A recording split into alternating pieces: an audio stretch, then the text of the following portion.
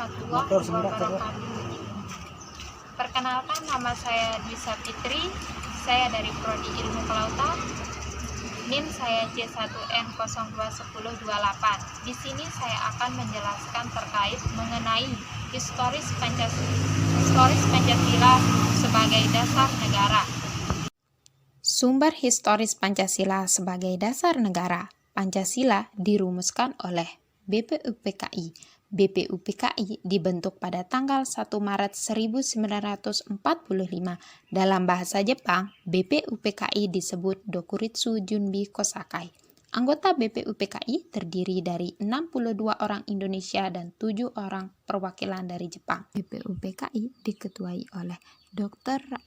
Kajang Raden Tumenggu, Rajiman Widyo Diningrat, dan diwakili oleh Ichi Bagase Yoshio orang Jepang, dan Raden Panji Sueroso. BPUPKI mengadakan 2 kali sidang secara resmi dan sekali sidang secara tidak resmi.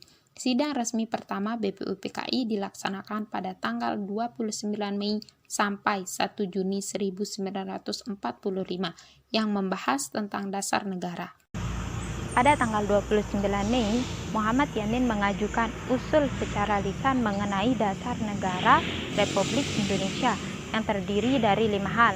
Yang pertama itu peri kebangsaan, yang kedua peri kemanusiaan, yang ketiga peri ketuhanan, yang keempat peri kerakyatan, yang kelima kesejahteraan rakyat. Selain secara lisan, Muhammad Yamin juga mengajukan secara tertulis mengenai rumusan dasar negara Republik Indonesia. Yang pertama, ketuhanan yang Maha Esa. Yang kedua, persatuan Indonesia. Yang ketiga, rasa kemanusiaan yang adil dan beradab. Yang keempat, kerakyatan yang dipimpin oleh hikmat kebijaksanaan dalam permusyawaratan perwakilan. Yang kelima, keadilan sosial bagi seluruh rakyat Indonesia. 31 Mei 1945, Profesor Dr. Mr. Suepomo, SH, mengemukakan 5 asas terkait dengan dasar negara. Yang pertama, persatuan. Yang kedua, kekeluargaan. Yang ketiga, keseimbangan lahir dan batin. Yang keempat, musyawarah. Yang kelima, keadilan sosial. Kemudian pada tanggal 1 Juni 1945, Ir Soekarno juga berpidato menyampaikan rumusan mengenai dasar negara yang kemudian diberi nama dengan Pancasila, yang isinya adalah 1. Nasionalisme kebangsaan Indonesia, 2. Internasionalisme peri kemanusiaan, 3. Mufakat atau demokrasi, 4. Kesejahteraan sosial, 5. Ketuhanan yang berkebudayaan. Lebih lanjut, Ir Soekarno mengemukakan bahwa kelima sila tersebut diperas menjadi trisila, yang kemudian diperas lagi menjadi ekasila, yaitu gotong royong. Isi dari trisila: yang pertama, sosionasionalisme, yang kedua, sosiodemokrasi, yang ketiga, ketuhanan. Dari ulasan-ulasan yang dikemukakan, Ir Soekarno berhasil mentesiskan dasar falsafah negara dari gagasan dan pendapat yang disebut Pancasila. Pada tanggal 1 Juni 1945, Pancasila pertamanya BPUPKI belum mencapai kata sepakat tentang dasar negara. Oleh karena itu, bentuk Panitia 9. Panitia 9 diketahui oleh Ir Soekarno dan para anggotanya.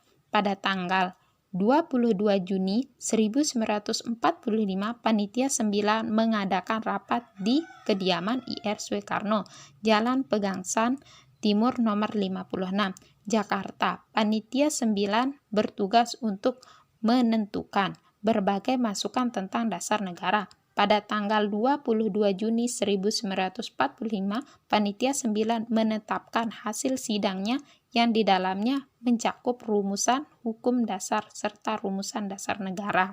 Rumusan dasar negara ini kemudian didadar kembali oleh panitia yang dibentuk BPUPKI, Badan Penyelidik usaha-usaha persiapan kemerdekaan Indonesia, serta dimasukkan ke Piagam Jakarta selanjutnya pada tanggal 18 Agustus 1945,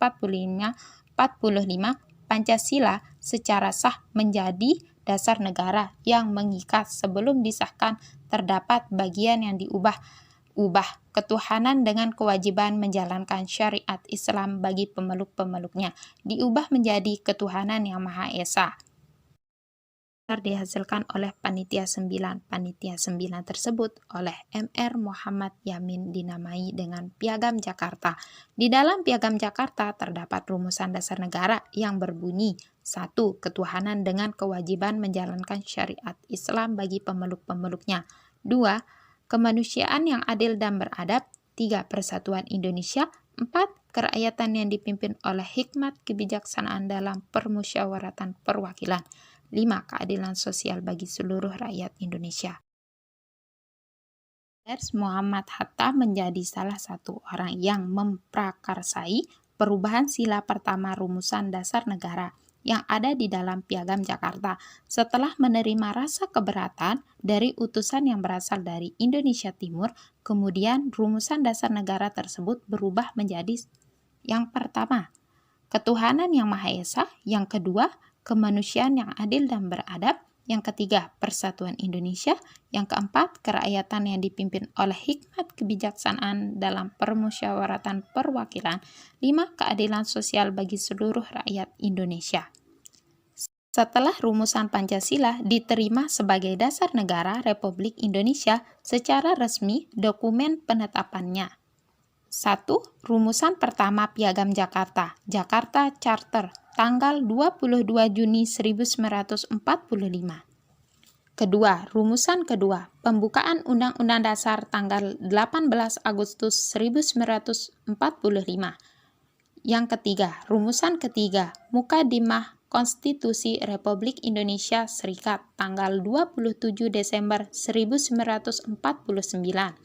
Yang keempat, rumusan keempat, Mukadimah Undang-Undang Dasar sementara tanggal 15 Agustus 1950. Yang kelima, rumusan kelima, rumusan kedua yang dijiwai oleh rumusan pertama, merujuk Dekret Presiden 5 Juli 1959. Sidang resmi kedua BPUPKI dilaksanakan pada tanggal 10–17 Juli 1945 yang membahas tentang rancangan Undang-Undang Dasar. Pancasila secara resmi disahkan menjadi dasar negara pada tanggal 18 Agustus 1945. Sebelum menjadi Pancasila, rumusan dasar negara tersebut bernama Piagam Jakarta. Pada tanggal 1 Juni 1945 dijadikan sebagai hari lahir Pancasila. Karena pada saat itu Ir Soekarno menyampaikan pidatonya tentang pemikirannya, yaitu 5 sila dasar negara yang disebut Pancasila.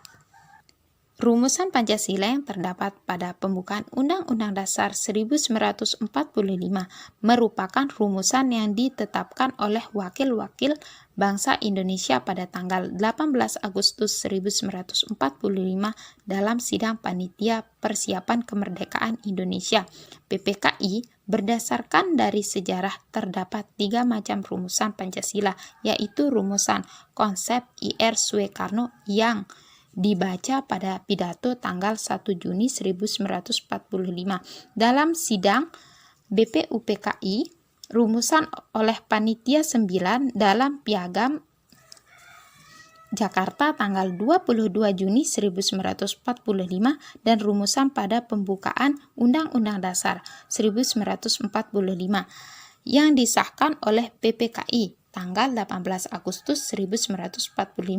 Rangkaian dokumen sejarah yang bermula dari 1 Juni 1945 sampai 22 Juni 1945 hingga teks final 18 Agustus 1945 itu dapat dimaknai sebagai satu kesatuan dalam proses kelahiran falsafah negara, yaitu Pancasila.